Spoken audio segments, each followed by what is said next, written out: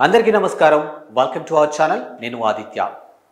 2024 ఏపీలో జరిగినటువంటి సార్వత్రిక ఎన్నికల్లో అక్కడి రాజకీయాలు ఏ విధంగా ఉన్నాయి, ఎంత రసవత్తరంగా సాగాయో కూడా మనందరికీ తెలిసిందే.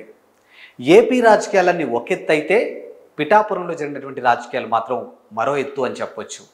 నిజంగా యావత్ దేశం కూడా ఆ ఒక్క నియోజకవర్గాన్ని ఫోకస్ చేసిందని కూడా చెప్పొచ్చు. ఇక ఏపీలో వైఎస్ఆర్సీపీని అధికారం దించడం కోసం బీజేపీ, జనసేన, టీడీపీ కూటమిగా ఏర్పడి మొత్తానికైతే అక్కడ అధికారాన్ని అయితే చేజిక్కించుకున్నారు. ఇకపోతే పిఠాపురంలో మాత్రానికి పవన్ కళ్యాణ్ భారీ మెజారిటీతో గెలిచారు. గతంలో చూసుకుంటే 2019లో పవన్ కళ్యాణ్ భీమవరం నుంచి పోటీ చేయడం జరిగింది. కానీ అనూహ్యంగా భీమవరంతో పాటు గాజువాకలో కూడా ఆయన పోటీ చేశారు. కానీ అనూహ్యంగా ఆ రెండు చోట్ల ఆయన ఓటమి చెందారు.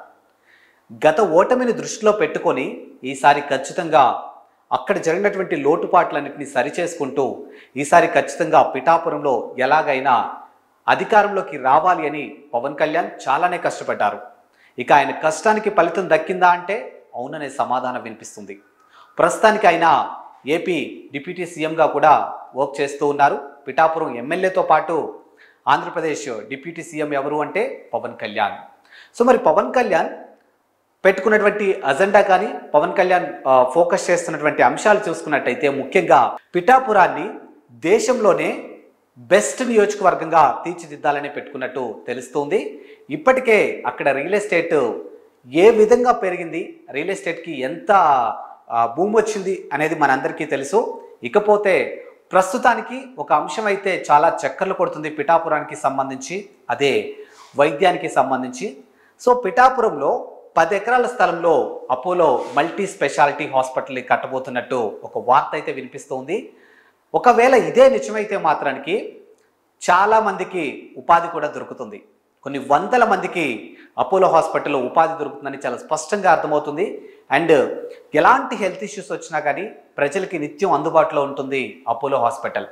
ఇప్పుడు జనరల్గా పిఠాపురంకి సంబంధించినటువంటి అక్కడ ఉన్నటువంటి ఓటర్లు, అక్కడ ఉన్నటువంటి ప్రజలకి వైద్య సేవల నిమిత్తం నార్మల్ అయితే ఓకే, కానీ ఏదైనా ఎమర్జెన్సీ కానీ కొంచెం పెద్ద కేసెస్ అయితే మాత్రానికి ఇటు హైదరాబాద్ కానీ లేకపోతే ఇంకా వేరే సిటీస్కి వెళ్ళే పరిస్థితులు మనం చూస్తూ ఉన్నాం.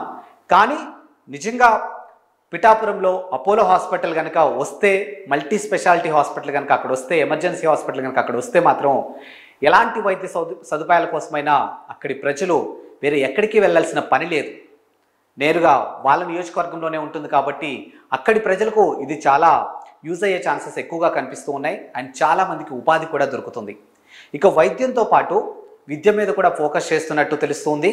సో అక్కడ విద్యను కూడా, అంటే ఏదైతే ఆ విద్యకు సంబంధించినటువంటి లోటుపాట్లు ప్రస్తుతానికి అక్కడ ఏవైతే కొన్ని లోపాలు ఉన్నాయో వాటిని అన్నింటినీ సరిచేసుకుంటూ బెస్ట్ ఎడ్యుకేషన్ ఇవ్వాలి, బెస్ట్ మెడికల్కి సంబంధించినటువంటి అందుబాటులో ఉండాలి అని చెప్పేసి పవన్ కళ్యాణ్ గారు చాలా గట్టిగానే ప్లాన్ చేస్తున్నట్టు తెలుస్తుంది. సో నిజంగా పిఠాపురం నియోజకవర్గాన్ని దేశంలోనే బెస్ట్ నియోజకవర్గంగా తీర్చిదిద్దే పనిలో ఉన్నారు పవన్ కళ్యాణ్. సో ఇప్పటికే ఇవన్నీ చూస్తున్నటువంటి భీమవరం ప్రజలు నిజంగా ఒక అంశం మీద కొంచెం రెగ్రెట్గా ఫీల్ అవుతున్నట్టు తెలుస్తున్నట్టు సోషల్ మీడియా వేదికగా మనం వింటూనే ఉన్నాం. సో నిజంగా భీమవరం ప్రజలు ఒక బెస్ట్ ఎమ్మెల్యేని మిస్ అయ్యాము అని ఎక్కడో కాస్త రిగ్రెట్గా ఫీల్ అవుతున్నట్టు నెట్టింట మనం అక్కడక్కడ చూస్తూ ఉన్నాం. ఎందుకంటే 2019లో ఆయన ఓటమి చెందారు అక్కడ నుంచి. సో నిజంగా ఆ రోజు ఆయన అక్కడ గెలిపించుకొని ఉంటే మాత్రానికి మా భీమవరం ఇప్పుడు పిఠాపురం కంటే కూడా ఇంకా బాగా డెవలప్ అయ్యేదేమో అన్న ఒక అంశం అయితే మనకి ఇక్కడ చాలా స్పష్టంగా తెలుస్తుంది. సో ఎన్నికలకు ముందు ఆయన ఏవైతే హామీలు ఇచ్చారో అవన్నీ హామీల్ని 1 by 1 అమలు చేసుకుంటూ 1 by 1 ప్రజలకి అందుబాటులోకి తీసుకొచ్చే ప్రయత్నం చేస్తున్నారు పవన్ కళ్యాణ్.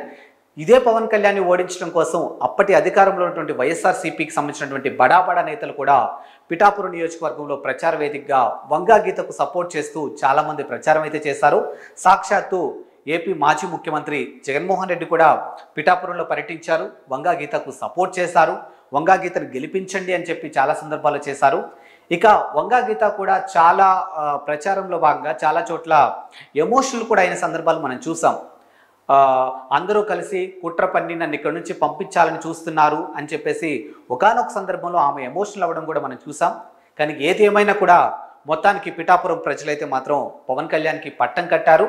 సో పిఠాపురాన్ని డెవలప్ చేసుకునే దిశగా ఆ ప్రజలు భవిష్యత్తు గురించి ఆలోచించి పవన్ కళ్యాణ్ గెలిపించుకున్నాము అని చెప్పేసి ఆఫ్టర్ రిజల్ట్ వాళ్ళు వెల్లడించడం జరిగింది. మరి వాళ్ళు అనుకున్నట్టుగానే ఇప్పుడు పవన్ కళ్యాణ్ రియల్ ఎస్టేట్ కానీ, విద్య కానీ, వైద్యం కానీ, రోడ్లు కానీ, నీటి కానీ, నీరు కానీ, ఇలా ప్రతి సమస్య మీద కూడా ఆయన ఫోకస్ చేస్తూ 1 by 1 సార్ట్అవుట్ చేసుకుంటూ ప్రజలకి అందుబాటులో ఉంచుకుంటూ పిఠాపురాన్ని బెస్ట్ నియోజకవర్గంగా తీర్చిదిద్దే పనిలో ఉన్నారు. ఇక ఆయన నాట్ ఓన్లీ పిఠాపురం ఎమ్మెల్యే, ప్రస్తుతం ఏపీ డిప్యూటీ సీఎం కూడా. కాబట్టి నిజంగా ఆ నియోజకవర్గం ఒక విధంగా చెప్పాలంటే ఏపీలో సెంట్రల్ ఆఫ్ అట్రాక్షన్ అనే చెప్పాలి. సో పవన్ కళ్యాణ్ గారికి సినిమా పరంగా చూసుకుంటే ఎంత మంచి క్రేజ్ ఉందో కూడా మనందరికీ తెలుసు. ఇప్పుడు ఆయన రియల్ హీరో కాస్త రియల్ హీరో అయ్యారు అని చెప్పేసి చాలా సందర్భాల్లో తెలియజేస్తున్నారు. ముఖ్యంగా చూసుకున్నట్టయితే ఇప్పుడు ఏదైతే అపోలో హాస్పిటల్ని దాదాపుగా అపోలో మల్టీ స్పెషాలిటీ ఎమర్జెన్సీ హాస్పిటల్ని దాదాపుగా 10 ఎకరాల స్థలంలో నిర్మించేందుకు ఆయన ప్లాన్స్ అయితే ఏదైతే ఉన్నాయో వాటన్నిటిని చూసుకొని ఇప్పుడు సోషల్ మీడియా వేదికగా real hero our Pawan Kalyan, మా ఎమ్మెల్యే, పిఠాపురం తాలూకా, ఇలాంటి ఒక హ్యాష్ ట్యాగ్స్తో ఇప్పుడు ఆయన నెట్టింట చాలా మంచి పేరైతే వస్తూ ఉందన్నమాట. సో మరి భవిష్యత్తులో పిఠాపురం ఇంకా మరింత డెవలప్ చేసే దిశగా ఆయన పనులైతే చేయబోతున్నారు.